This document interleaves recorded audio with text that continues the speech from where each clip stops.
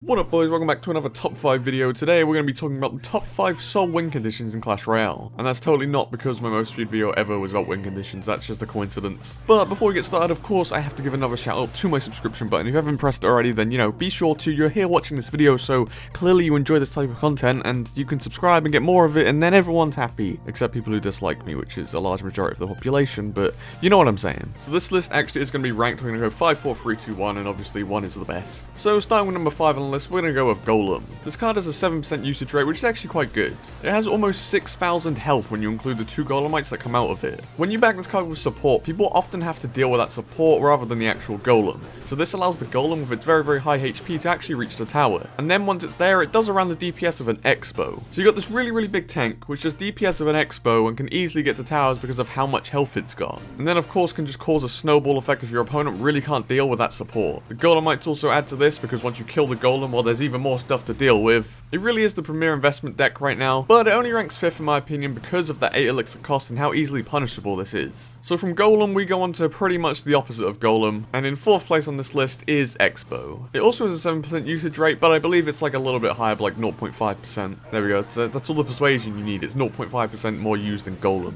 The recent health buff that it got has made this thing actually pretty hard to counter, especially when you're trying to use spells like Fireball or Rocket or Lightning, because those don't really affect it all that much anymore. With the rise of Lava Hound and the fall of Barbarian Barrel, Expo has really found its place in the meta. Obviously, Lava Hound it just shoots under so it doesn't tank the Expo, and then Barbarian Barrel was just the worst thing in the world for an Expo deck. When you specialize in Expo, it becomes really easy to get those like 100 DPS lock-ons. There are a few strategies and stuff that you can leave to getting this Expo on the tower, and I'll leave my Expo video in the top right corner for you now to watch if you're interested in that. With that sort of DPS though, you literally need like half an Expo to win a game. You put your win condition down, it loses half of its health, and you still take the tower anyway. Basically, Expo is like insanely good, but you do really have to learn how to be pro with it. In 3rd place, it's probably going to surprise you, but I'm putting Ram Rider. I've actually surprised myself by putting it this low, but I do think the top 2 are probably better than Ram Rider right now. So why Ram Rider is so good is because of the amazing defensive potential it has on top of its offensive potential. It can shut down win conditions like Balloon for an even trade, and then you have this free full health Ram Rider just running to your opponent's tower. And if it manages to reach your opponent's tower, it obviously does that charge damage, which is double its normal damage, and then has the DPS between a Golem and a Giant. Talking of its movement speed, it makes it a really good punish play against investment decks.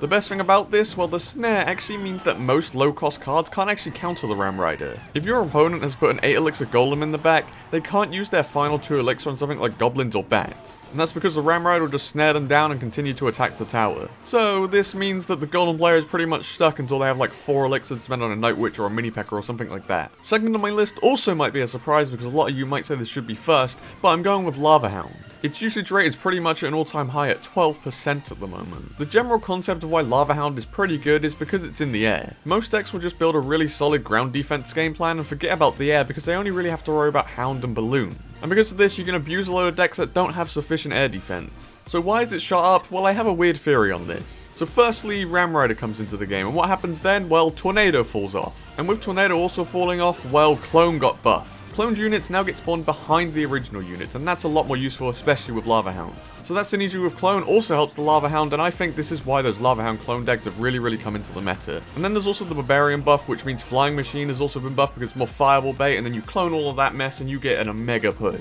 If you want to know more about this deck specifically, I did a video of a pro player recently, which I'll leave in the top right for you, and we go through the Lava Hound clone Barbarian deck and how he went 20-0 with it. And then finally on this list, of course, the winner, number 1 spot is going to Balloon. And I've even surprised myself by saying that. I didn't actually think Balloon was that good, but I think I've researched it more and do believe in the hype. It has a 14% usage rate, which means 1 in 7 games you'll see Balloon. That's a lot for any win condition, let alone this one, which has been seen as sort of niche recently. So obviously the same concept for Lava Hound here goes as well. It's in the air, and not everybody has a really solid air defense game plan because they're too focused on the ground. So really only Lava Hound and Balloon being the air win conditions is actually useful to them both, because people just sort of forget that they exist and then don't really build around air defense. I am like the biggest victim of this. Whenever I make a deck, it will always lack air defense. It's like a guarantee when I make decks. It's also just ultra versatile in which sort of decks it can go into. In a way, it's like a semi-win condition because it synergizes with so many other semi-win conditions so well. It works in Minor Loon, Lava Loon, Clone Balloon in some more niche scenarios. For just connecting once, you're doing 800 damage and then an extra 300 on top of that from the Death Bomb.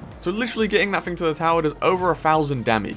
With maybe just 1 or sometimes 2 connections, you can now just spell cycle or minor cycle that tower down. And then as long as you don't lose a tower, easy game. Obviously, a lot more easier said than done, but if you get good with Balloon, then maybe it'll happen more often broken than you think. But yeah, that's my top 5 win conditions list right now. Again, leave me in the comments below which 5 you think are the best. I'm recording this before the April balances, so if one of those just got nerfed incredibly, then I'm sorry, I'm not psychic. This is where all 5 of them get nerfed. I'm just like totally wrong. Thank you for watching this video, boys. I hope you enjoyed it. I'm very, very slowly becoming a top 5 channel, but apart from that, peace.